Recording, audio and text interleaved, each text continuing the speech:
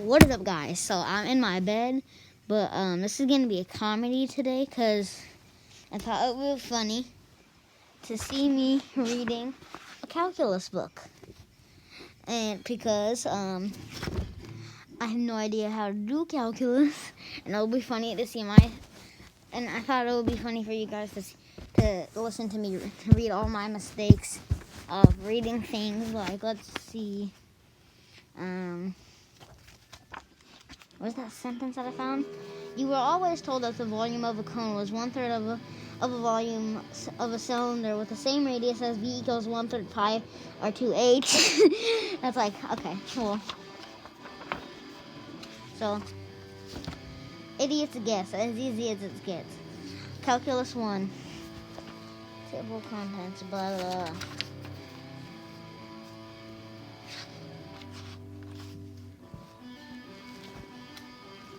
Just, I'm going to be reading this whole book in separate videos, so it's going to be one chapter at a time.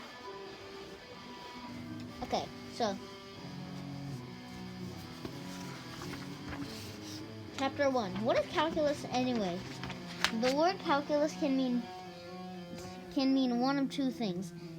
A computational method or mineral growth in a hollow organ in the body, such as a kidney stone.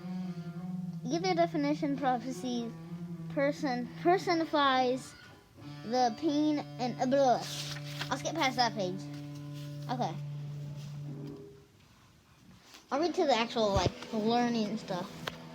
Okay, so it says, what is the purpose of calculus? Calculus is a very versatile and useful tool. Not a one-trick pony by any stretch of the imagination. Many of its applications are direct upgrades from the world of algebra methods.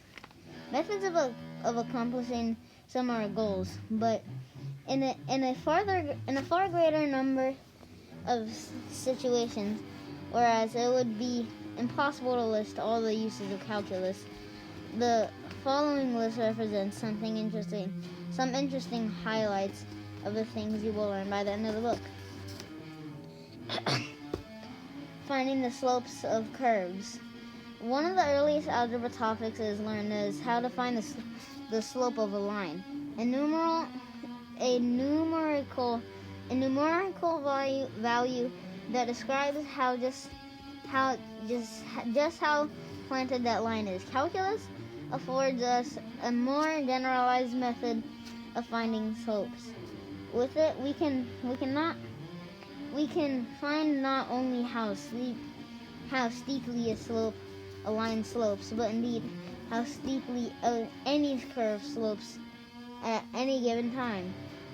This might not seem useful at first, but it is actually one of the most handy mathematics applications around. Calculating the area of bizarre shapes. Without calculus, it is difficult to find areas of shapes other than those whose formulas you learned in geometry.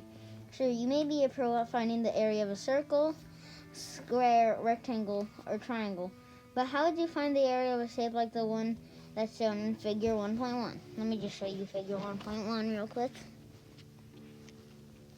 Figure 1.1.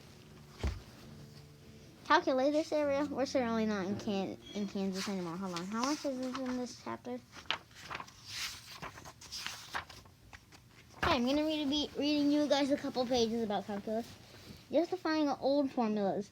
There was a time in your math career when you took formulas on faith. Sometimes we still need to do that. But calculus affords us the opportunity to finally verify some of those old formulas, especially from geometry. You were always told that the volume of a cone was 1/3 of the volume of a cylinder with the same radius as V equals 1/3 pi r2h. Come on, what does that say? Oh, you can't see it, so. But through a simple calculus process of three-dimensional linear rotation, we can finally prove it.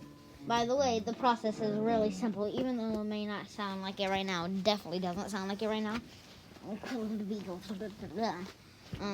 Calculating complicated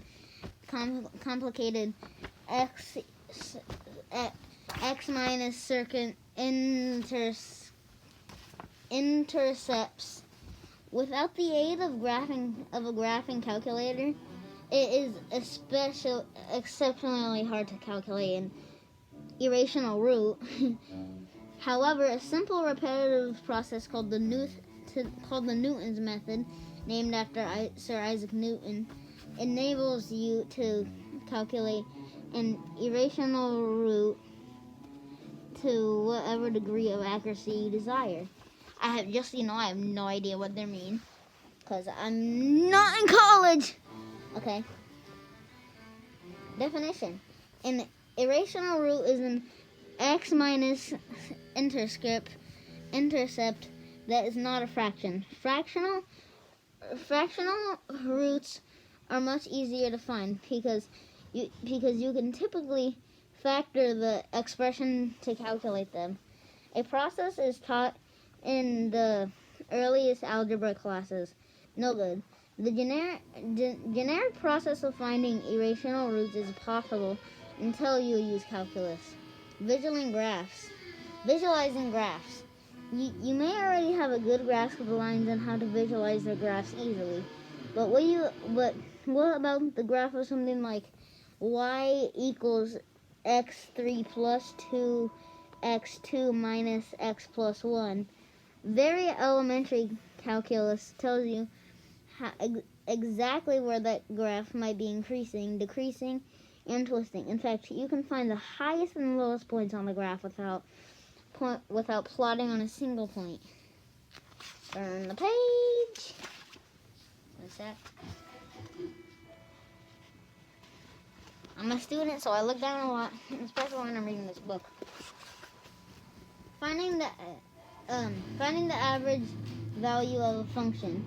Anybody can average a set of numbers. Given the time and the fervent desire to divide. Calculus enables you to take your averaging skills to an entirely new level. Now you can even find on average at what height a function travels over a period of time. For example, if you graph the path on an airplane, see figure 1.2. I'll show you that in a second. You can calculate its average cruising altitude with little or no effort. Determining its average velocity and acceleration are no harder. You may never have effort. You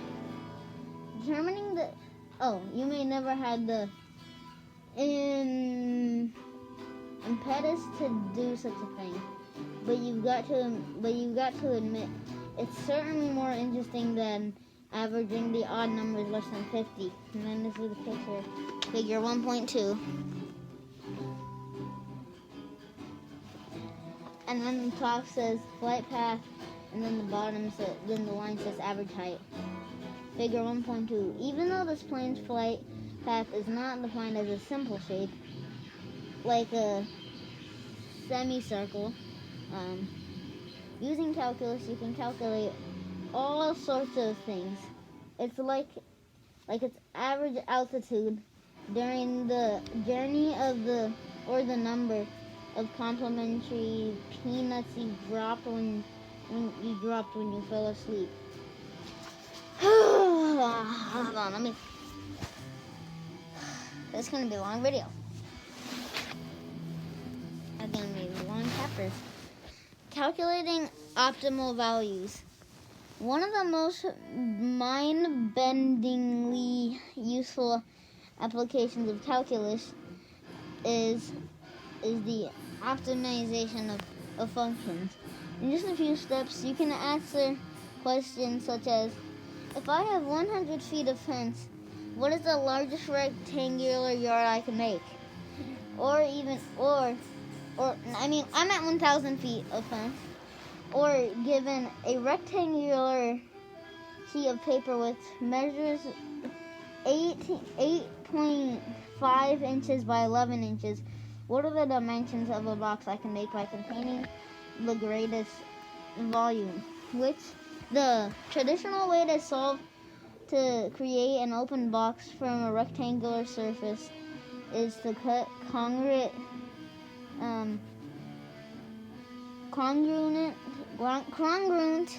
squares from the corners of the rectangle, and when they fold the resulting sides up, as shown in figure 1.3. This is figure 1.3. Can't see it. It's figure 1.3. With a few folds and cuts, you can easily create an open box from a rectangular surface. I don't even know what I'm reading. Okay, so I tend to think of learning calculus and all its applications as suddenly growing a third arm. Sure, it may be feeling funny having a third arm at first. In fact, it'll probably make you stand out in bizarre ways from those around you. However, given time, you're sure to find many uses for that arm that you never imagined without first possessed it. Okay, I don't know what I'm reading. How about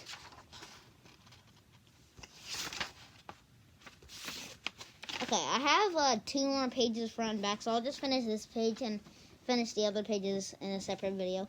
So, who's responsible for this? Tracking the discovery of calculus is not as easy as tracking the discovery of the safety pin. Any new mathematical concept is usually the result of hundreds of years of investigation, debate, and battle. Many come stumbling upon key concepts, but the only lucky few who finally make the small. No, my page. Many come close to stumbling upon key concept. Oh, I already read that. Key connections receive the credit.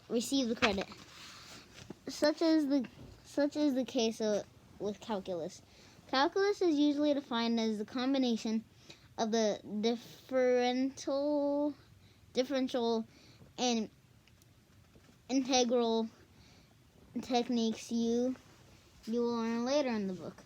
However, the historical mathematicians would never have swallowed the concepts we take for granted today. The key ingredient missing in mathematical antiquity was the hairy notion of infinity.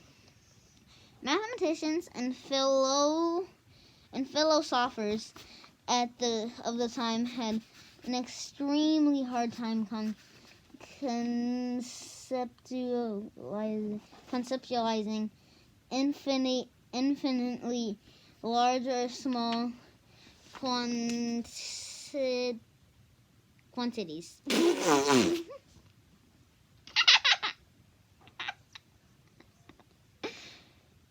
Why is that a word? Okay, quantities. Okay, sorry. Take for instance the Greek philosopher Zeno conceptualizing infinitely small or large quantities. Okay, I pronounced it wrong. I'm sorry. I overpronounced it. Take for instance the god Zeno. Oh, I already read that. Yeah, I already read that sentence. Okay. Ancient influences. Zeno took a very controversial position in mathematical philosophy. He argued that all motion is impossible. The paradox, titled dichotomy, he used a compelling, if not strange, argument illustrated in figure 1.4. This is figure 1.4. Oh, you can't see it. It's a light. That's figure 1.4. That's confusing. Figure 1.4. The infinite subdivisions described in Zeno's Dichotomy. Okay, that was a workout for my stomach and my brain. Okay, well, make sure you hit the like and subscribe button.